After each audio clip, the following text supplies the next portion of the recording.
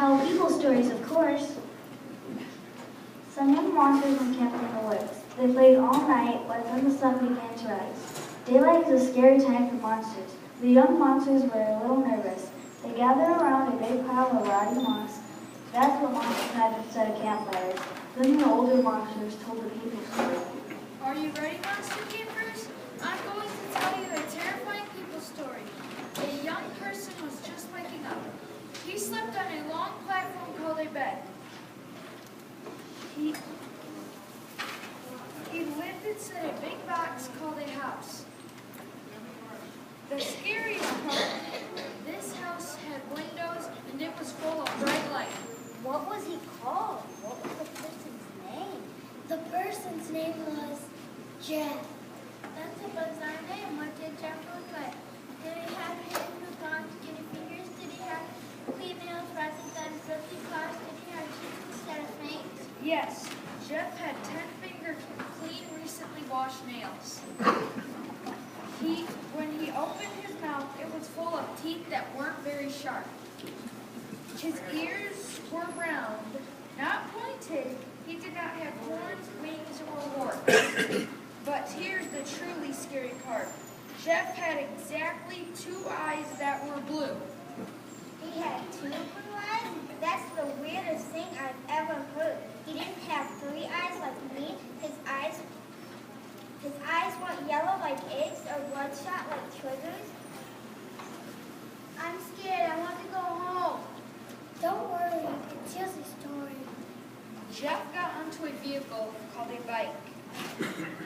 A bike has 2 wheels and it rolls. He went to a place called a school. Schools are full of young people.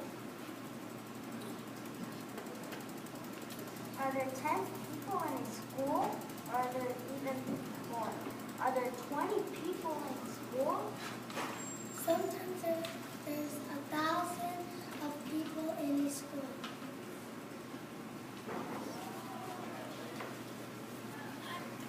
That's the scariest thing I ever heard.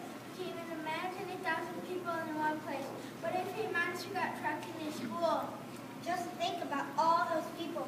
They would be walking and they would have 2 eyes and teeth that weren't sharp. I bet they would not have fur either. That's right, they don't have fur. They have small amounts of hair on top of their heads. Now I'm really scared. Just tell a nice little story. Don't worry, Jeff.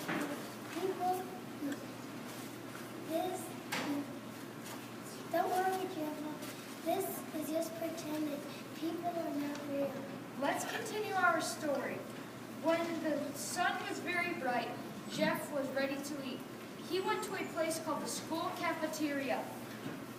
It was full of hungry people.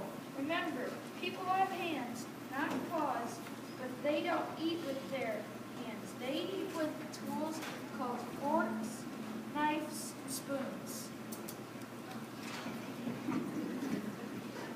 What did Jeff eat? Jeff ate something called spaghetti. It is a long, skinny type of food, and it was covered with red sauce. Red sauce blood? I love blood. No, the red sauce that Jeff ate was made from tomatoes. Jeff took a tomato. People are so scared. They tried sweet innocent vegetables in the middle of the day and gobbled them up. Yes, Jeff was also eating corn with his spaghetti. He was drinking a brown liquid called chocolate milk. Chocolate milk like mud? I love mud. It looks like mud, but it tastes kind of sweet. Yuck, I hate sweet flavors. Boy, I would be so scared if I ran into a 2-eyed, 10-finger chocolate milk drinking person on a sunny day. I don't know what I'd do. But just hold on. Are you ready? Here's the truly scary part. Jeff and the other young people remained throughout the school through the bright, sunny afternoon. Then it was time to go home. A device called a bell made a blood-curdling sound. What did it sound like? What sound does a bell make? Now Black was ready to play a trick. He had snuck off into the woods. Earlier in the night, Lab had discovered a rusty tin can in the woods. This was something Lab had never seen before. When the monsters had tried hitting the can with a stick, it had made a frightening sound. Now Lab was waiting for Grog to give him the signal. What does a bell sound like, little monsters? It sounds just like this. Slap hit the old can with a stick. It made a ringing sound.